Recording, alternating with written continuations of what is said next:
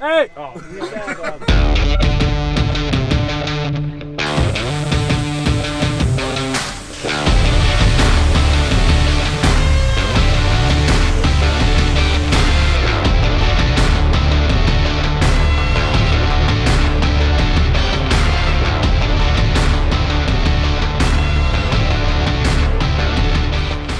Hey everyone, PIO Connor Wist here. Welcome to week 7 of the South Metro Fire Academy.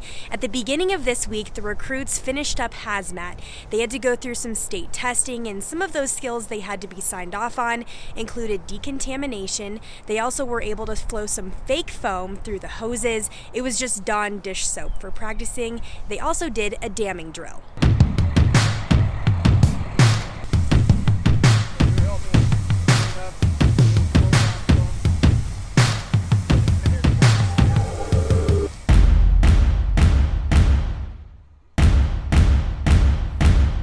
This one is deducted, the other one it's the same kind of tube, so we draft it. It just goes through the pump. So we'll do there's three different methods.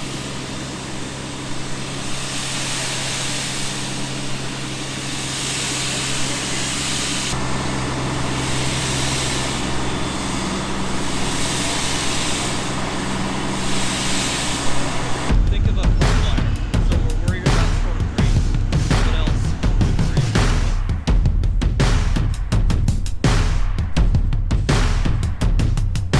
All right, so now getting you back to what a majority of this week was about, EMS training. And it's kind of ironic because it's National EMS Week. So this week, the recruits were split up into two different groups, paramedics and EMTs. The EMTs spent a lot of time learning about IVs, and then the paramedic group, they learned about some more advanced skills and some scenarios as well.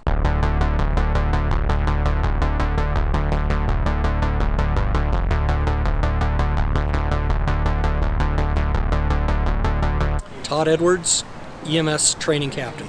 Today we've just been orienting them to our kits, our medical kits, and procedurally how we administer a lot of our EMS type stuff.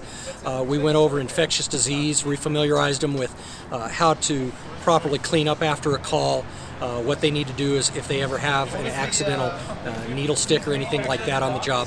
And right now we're just going through all the medical kits, getting them familiar with where all the equipment is located, how to use the equipment, and introducing them to the apparatus.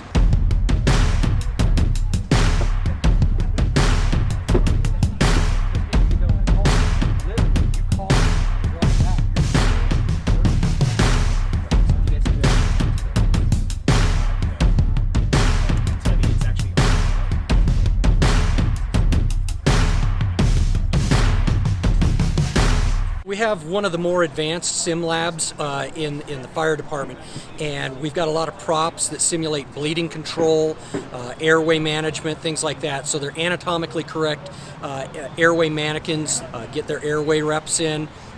We can practice hemorrhage control with tourniquet application and things like that. The impressive thing about some of our mannequins is that they offer actual biofeedback mechanisms. So the computer actually tells how the provider is performing and adjusts the vital signs for the mannequin in the scenario based on the provider's performance. Tomorrow the paramedics are going to be going over real in-depth pharmacology and cardiology. We bring in a resident expert for that stuff, and they're going to learn all the advanced rhythms as well as some of our nuances, some of the treatment regimens that we do here at South Metro that other fire departments don't do. We're waived for those things. So they'll be learning all that stuff. And then we're going to have a couple weeks break, and when they come back, we're going to introduce them to the pit crew CPR and just more of the agency-specific EMS-related topics.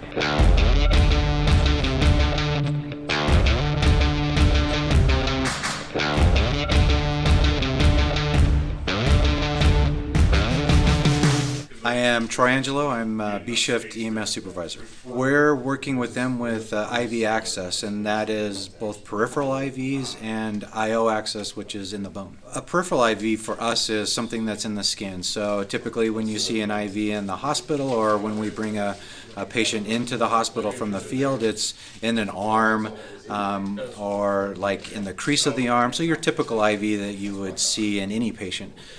The IO is actually in a bone, and there's a couple places that we can do that. We can do that in the leg, which is by the knee, and we can do it in the humerus, which is up by the shoulder.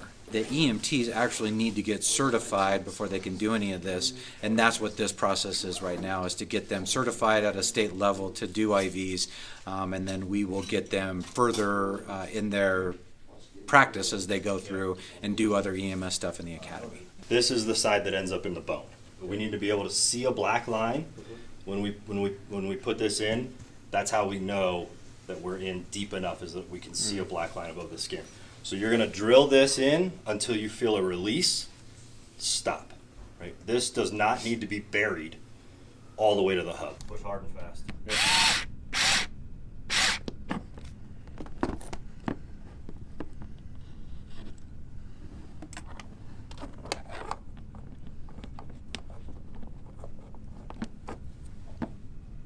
we go. So I applied my tourniquet, found a good injection site. Now I'm going to clean the site while applying some traction. Swirls outside and then off the body. I'm going to take my catheter and insert just under the skin and then into the vein.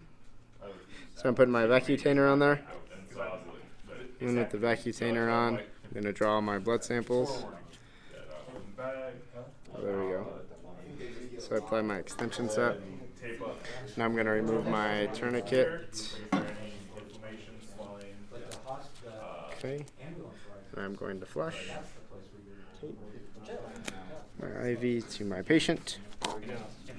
And then I'm going to open it up for TKO to ensure that that site stays open. Let's see if you got it. Yeah, we'll find out. Nice, awesome, cool. So we'll keep that open for TKO. Us as a department, probably about 80% of what we do is medical calls, so they utilize these skills on a daily basis and almost on a call basis.